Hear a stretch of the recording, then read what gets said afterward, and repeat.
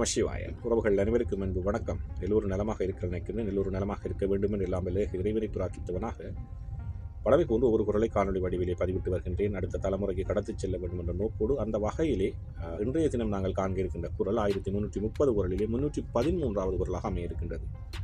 உண்மையிலே நல்ல ஒரு குரலாகவும் அமைந்திருக்கிறது. நாங்கள் குரலை காண்போமாக இருந்தால், செய்யாமல் செய்தார்க்கும் இன்னாத செய்தபின் உய்யா விழுமம் தரும், செய்யாமல் செற்றார்க்கும் இன்னாத செய்தபின் உய்யா விழுமம் தரும் என்பதாக அமைந்திருக்கு. இதற்கு அழகான 3 உரைகள் அமையப்பட்டிருக்கின்றன. நாங்கள் முதலாவது உரையை காண்போமாக இருந்தால், தான் ஒன்றும் செய்யாமல் இருக்க தனக்கு தீங்கு செய்தவர்க்கு துன்பமானவற்றை செய்தால் செய்த பிறகு தப்ப முடியாத துன்பத்தையே கொடுக்குமா. நாங்கள் யாருக்கும் துன்பம் செய்யாமல் இருக்கின்ற பொழுது, எங்களுடைய வாழ்க்கையில் நேர்மையாக வாழ்ந்து கொண்டிருக்கின்ற பொழுது, எங்களுக்கு யாரினும் துன்பம் செய்வாராக இருந்தால், துன்பம் செய்தவருக்கு நாங்கள் துன்பம் செய்வோமாக இருந்தால், அதிலே வருகின்ற அந்த பாவமும் பழியும் அதற்குரிய விளைபயனையும் அதிலே இருந்து நாங்கள் தப்ப முடியாதவர்களாக அது பாரிய ஒரு துன்பத்தை எங்களுக்கு கொடுக்குமாம் என்பதாகத்தான் முதலாவது உரை அமைந்திருக்கின்றது. அதே போன்றுதான் கலைஞர் அவர்களும் அழகான ஒரு உரையை தந்திருக்கின்றார். செய்யாமல் செற்றார்க்கும் இன்னாத செய்தபின் உய்யா விழுமம் தரும் என்ற குரலுக்காக அதை காண்போமாக இருந்தால், யாருக்கும் கேடு செய்யாமல் இருப்பவர்க்கு பகைவர் கேடு செய்து விட்டால் அதற்கு பதிலாக அவருக்கு வரும் கேடு மீளா துன்பத்தை தரக்கூடியதாக இருக்கும். யாருக்கும் கேடு செய்யாமல் இருக்கும் பகைவர் கேடு செய்து விட்டால் அதற்கு பதிலாக அவருக்கு வரும் கேடு மீளா துன்பத்தை தருமா.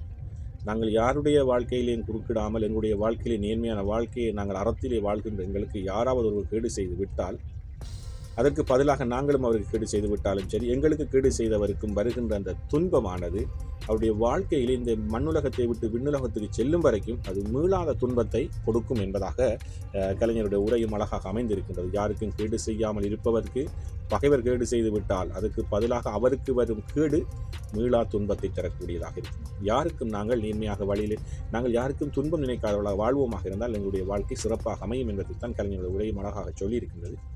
அதே போன்றுதான் சாலமன் பாப்பை அவர்களும் செய்யாமல் செற்றார்க்கும் இன்னாத செய்தவின் உய்யா விழுமம் தரும் என்ற குரலுக்கான தெளிவான ஒரு உரையை தந்திருக்கிறார்கள். அதை பார்ப்போமாக இருந்தால், நாம் ஒரு தீமையும் செய்யாதிருக்க கோபம் கொண்டு நமக்கு தீமை செய்வதற்கு நாம் தீமை செய்தால் தப்பிக்க முடியாத அளவு துன்பத்தை அது நமக்கு கொடுக்குமா.